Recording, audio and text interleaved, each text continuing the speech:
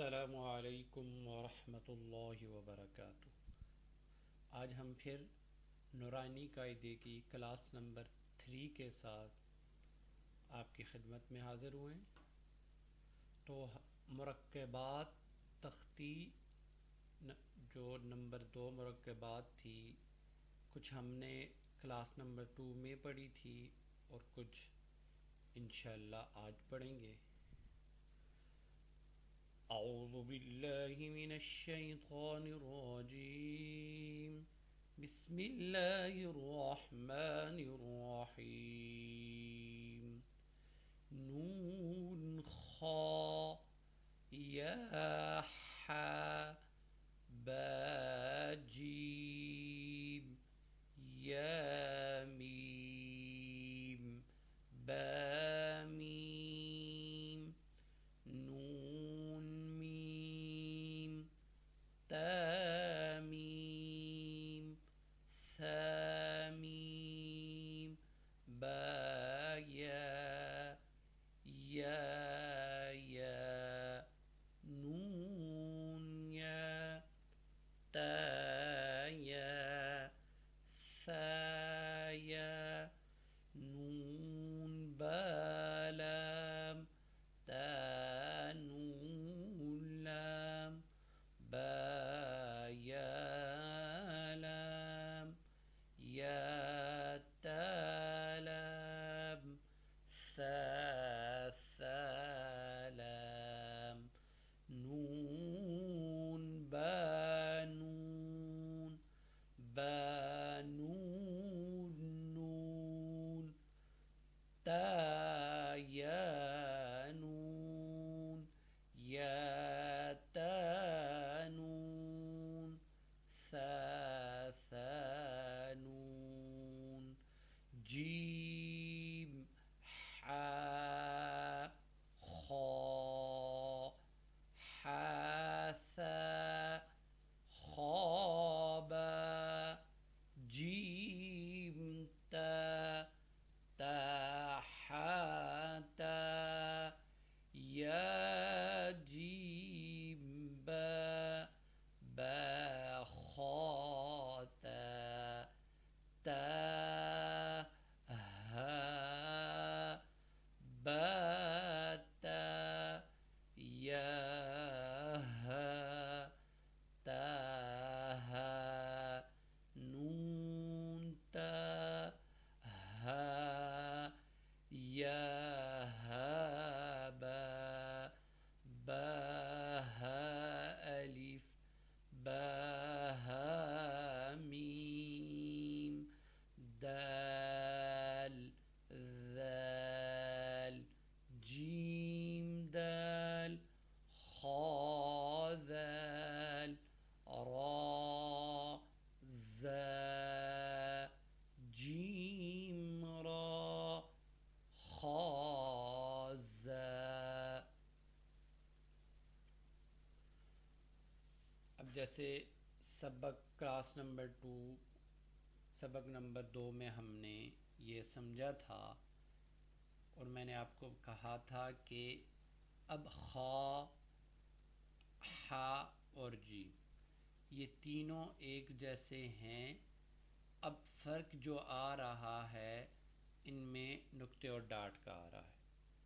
تو اب یہ دیکھیں نون خا یا حا با جیم یہ تینوں حروف لکھنے میں بالکل ایک جیسے ہیں، صرف نقطوں اور ڈاٹ کی وجہ سے ان کی آواز اور ساؤنڈ علیحدہ آئے گا۔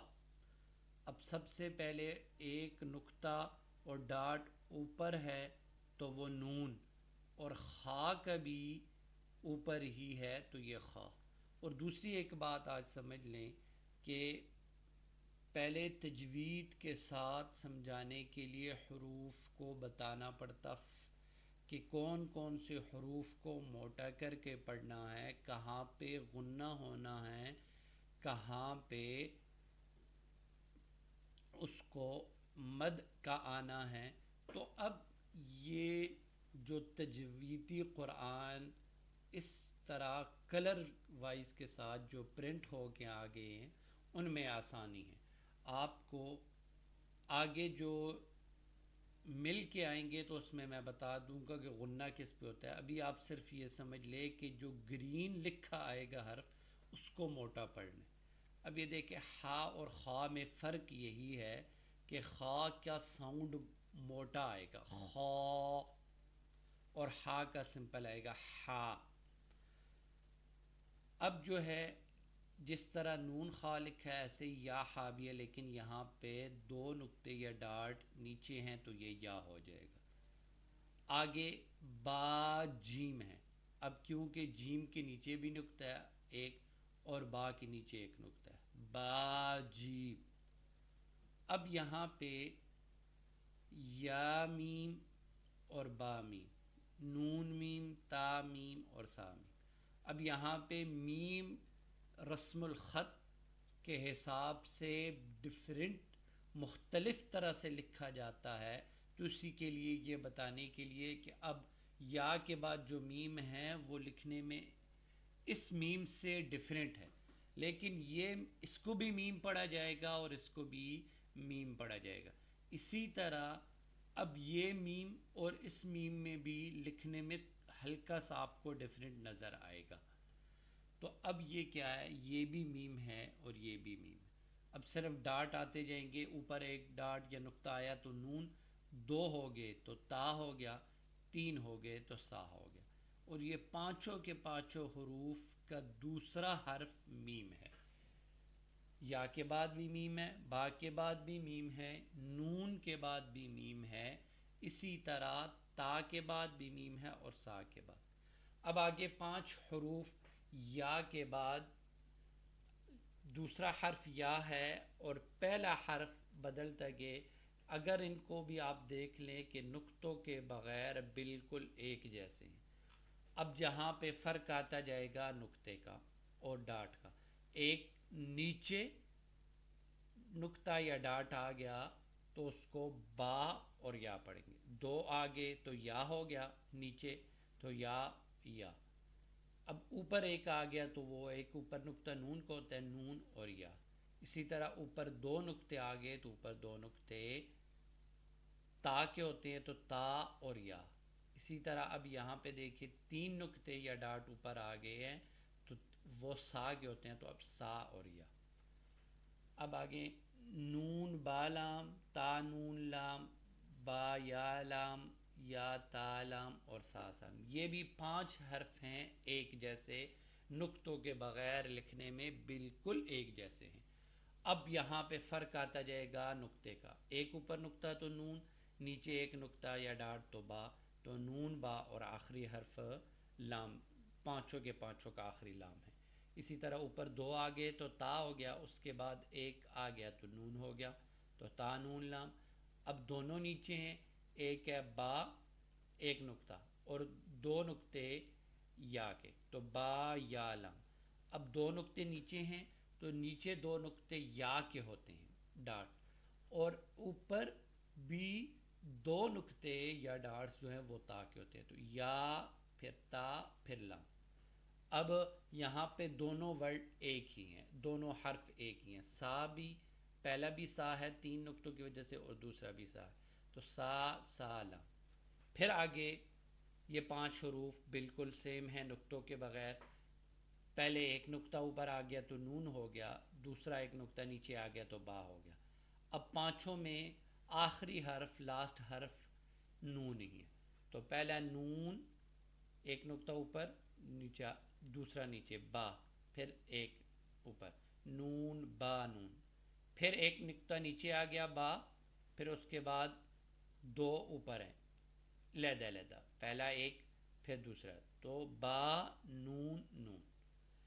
آگے ہے دو نقطے اوپر یا ڈاٹ تو کیا ہو گیا تا، پھر اس کے بعد ٹو ڈاٹس یا نقطے نیچے ہیں تو یا، تو تا یا پھر آخری حرف نون. اسی طرح پہلے وہاں پہ پہلے اوپر دو تھے، اب یہاں پہ پہلے نیچے دو ہیں تو پہلے یا ہوگا اور بعد میں اوپر دو ہیں تو بعد میں تا ہوگا، یا تا نون. اب دونوں سا سا لام کی طرف یہاں پہ بھی دونوں سا اکٹھے لکھے آئے ہیں سا، پھر اس کے بعد دوبارہ پھر سا، تو سا سان۔ آگے جیم ہا اور خا ہے، یہ تو تختی نمبر 1 اور سبق نمبر 1 سے ہی آپ سمجھ چکے ہیں۔ اب آگے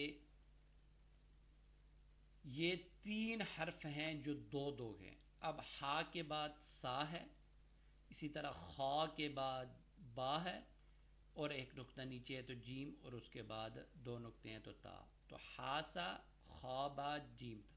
یہ تینوں حرف نقطوں کے بغیر لکھنے میں ایک جیسے ہیں، اب نقطوں ہی اور ڈاٹ ہی کی وجہ سے آپ نے ان میں ڈفرینٹ کرنا ہے کہ یہ حرف کیا ہے۔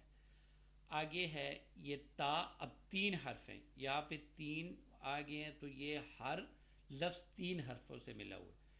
پہلے 2 نقطے اوپر تو تا، پھر اس کے بعد ہے ہا، پھر اس کے بعد 2 نقطے اوپر ہیں تو تا، تو اب پڑھنے میں تا ہا تا۔